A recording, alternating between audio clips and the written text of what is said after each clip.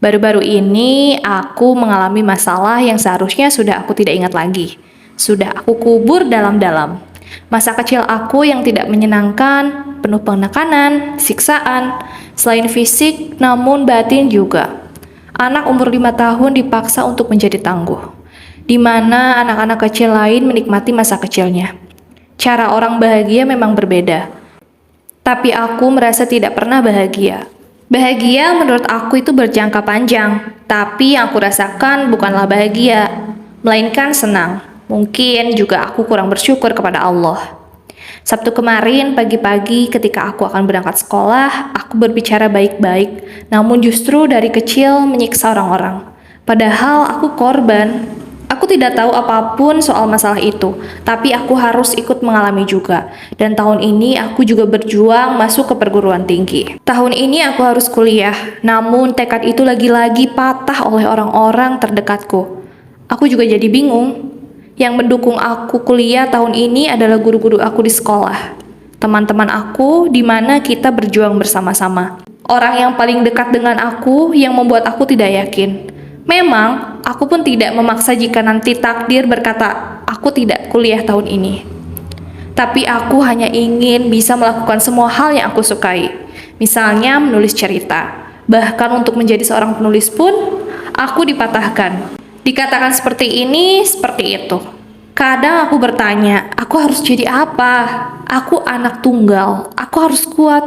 Bahkan aku harus kuat untuk diri aku sendiri. Support system pertama adalah diriku sendiri. Sebenarnya aku ini introvert. Aku cenderung menutupi masalah aku. Walaupun aku terlihat cuek, sombong, tapi sebenarnya aku ini kesepian. Aku butuh orang-orang ada di sekitar aku. Aku ingin bahagia. Kadang aku malu jika membuat postingan di WhatsApp. Galau, sad, jika orang melihat status aku yang paling sok menyedihkan. Padahal mereka pun punya banyak masalah. Tapi itu aku introvert, jika di luar wajar tidak, jika aku lebih cenderung mengungkapkan di status. Itu pun tidak detail, hanya kata-kata atau mengabari diri bahwa aku tidak baik-baik saja. Dan semua itu aku lakukan agar diri ini sedikit tenang. Allah tempat aku menceritakan semuanya. Lalu aku kadang menghibur diri dengan idola aku. Di mana idola-idola aku juga menguatkan aku untuk bertahan walaupun memang kembali lagi manusia tidak bisa sepenuhnya membantu. Tapi luka aku bisa sedikit sembuh. Mungkin itu saja sebenarnya aku ingin meluapkan semuanya. Dan ya, saat Sabtu itu aku tidak bisa menahan semuanya. Nah, itu dia tadi salah satu tulisan teman menulis kita, dan aku akan memberikan respon serta tanggapan ataupun saran untuk kamu nih. Menurut aku, kamu itu dari kecil sudah mengalami fase di mana pengabaian ya, dari kedua orang tua kamu mungkin atau salah satunya. Jadi kamu mungkin emang kurang dihargai dan harapan dari kedua orang tuamu adalah ada di tanganmu karena kamu adalah anak tunggal. Sebenarnya kita nggak harus 100% buat nyalahin orang tua kita karena kemauan mereka nggak sesuai sama apa yang kita harapkan. Atau didikan mereka, parenting mereka, itu adalah yang tidak kita inginkan. Aku juga pernah ada di fase dimana sama kayak kamu, aku nggak dapat dukungan orang tua ketika aku pengen kuliah jauh di luar kota sana. Aku udah bela-belain juga buat daftar jauh, naik kereta, habis berapa ongkosnya. Tapi ternyata sebulan kemudian aku nggak diterima di universitas itu.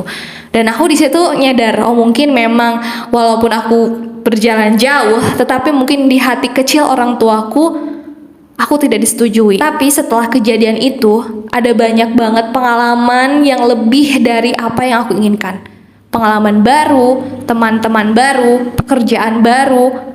Bahkan aku juga ketemu dengan orang-orang baik di luar sana. Kamu boleh gapai cita-cita kamu sejauh apapun kamu. Tapi kamu jangan lupa bahwa Allah tuh punya rencana lebih baik kalau kamu gagal, kalau kamu lagi sedih, kalau kamu lagi down banget. Jangan lupa sama Allah, kamu minta, ya Allah gerakan hati kedua orang tuaku, gerakan orang-orang sekitarku. Kamu jangan berhenti berdoa dan kamu juga harus berusaha. Kalaupun kamu gagal, itu bukan berarti akhir dari segalanya. Mungkin Allah juga akan menyiapkan yang lebih baik daripada itu. Oke, semangat ya!